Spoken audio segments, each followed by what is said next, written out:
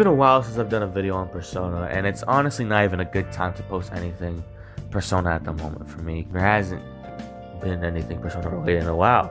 I know Persona 5 Strikers came out last year, but it's about to be 2 years in a few months. I know Shin Megami Tensei 5 is coming out in maybe a few months. I forgot the release date, but the two series have become unrelated as time passed on. But guess what? I don't care. I'm gonna do this video anyway. I just had a light bulb pop in my head, and now I'm doing this video to bring back the Curious Case series that I've only done for one video. But I feel like if I make this a recurring series, I think it would be a little more fun for you guys to enjoy. So ladies and gentlemen, this is the Curious Case of Haru Okumura. I'm going to do it a little different than the Sakura episode. Instead of defending Haru as a character, I'm going to explain what they did wrong with her character and why she wasn't as well received as the other 7 or 8 or 9 characters that overshadowed her. But two things before we start. Spoilers. That was obvious. I might be saying a little bit of spoilers throughout the video. So if you guys don't want to be spoiled and want to play Persona 5, then get out of here now and play Persona 5. Because what are you doing here? But second, I haven't played Persona 5 Royale, so yeah, if I do say something wrong, because I've seen clips, but if I do say something wrong, Persona 5 Royale related, then just let me know. Let's get this started. But just to get an idea of who Haru Okumura is, because I know you guys probably forgot about her too, and just remember that she has a big forehead. She is the 8th member to join the Phantom Thieves after her father becomes a target of the said group.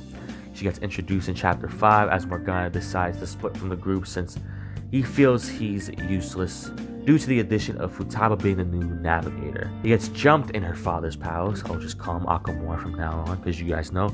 But Haru then saves him. Then they continue the intrusion throughout the palace before everybody in the group finds them. And they reunite after a confrontation about Morgana deserving more respect and Haru getting another awakening because she was already in her Phantom Thieves form before she even joined the group. And she was known as the Beauty Thief. Anyways though, and now that we introduced Haru, I can already say, we can already say that Haru's introduction was already overshadowed by Morgana's departure. And even if that wasn't the case, Haru was introduced way too late in the game to even get enough in later on. We also already saw her Beauty Thief outfit beforehand, which doesn't make her awakening that much more impactful as the others, especially having to follow after Futaba's awakening being one of the best in the game, my personal opinion. And to add on to that one, the palace was freaking terrible and such a letdown because of the palace's cool design and being a reference to Big Bang Burger, which is one of the places you eat at to gain more social stats. So yeah, big freaking letdown. And it just sucks that it had to be related to Haru. Oh my gosh, I forgot about her fiance. Her fiance only shows up twice and he's very abusive, and the mission is about her to avoid the marriage of the two. And if you don't, they get married. And then yeah, they don't mention they don't mention the marriage afterwards because her father just dies.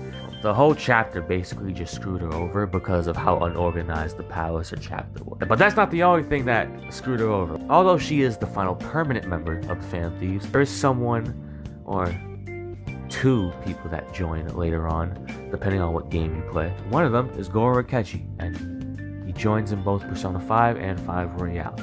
So yeah, he plays a major role, obviously, and he shows up earlier on, and they've been progressing his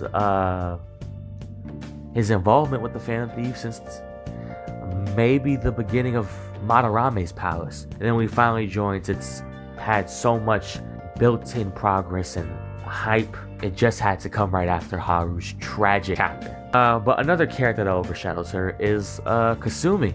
Because Kasumi literally just takes the rest of her screen time in Persona 5 Royale. So that's another thing, which is crazy.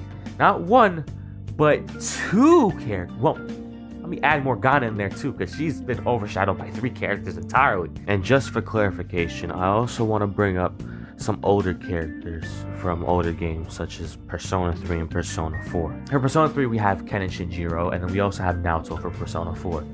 All 3 of them somehow being teased throughout the game in comparison to Haru. Ken being introduced as an orphan that's been invited to stay in the Seas dorm because, you know, he's a fatherless child. Shinjiro being introduced much earlier than Ken, as he's resisted returning to Seas due to the guilt of his past actions, and Naoto being the detective investigating the same case as the investigation team since Kanji was introduced. And all three of those characters had some kind of build-up before hopping onto their respective teams, which is the same case for Akechi and Kasumi, actually. So all five of those guys were much more involved with the events that occurred in more than one chapter than Haru. Everyone had something much more interesting than that, you know? And here's the thing, it kind of sucks though, because Haru wasn't actually that bad of a character. Like, her character was pretty good. It's just the way that she was brought in, that she was just destined to fail. Like, she has just that soft and gentle personality that anybody could like in a character. And even though it seems generic, she doesn't even scold Ryuji. That's impressive. That's impressive. I honestly feel like if she got introduced a little earlier in the game, like for example, if she switched places with Makoto starts to get involved much earlier than when she's supposed to come in, you know? So her hype of coming into the team would be just as, but near the same impact as Akechi's.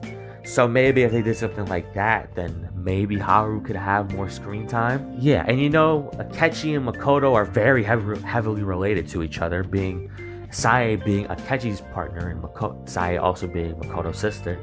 But we could have been able to learn more about Haru a little bit more if she was actually built up a little bit before Okumura's palace, you know? And the crazy thing is, Atlas knew they messed up. They know that they messed up.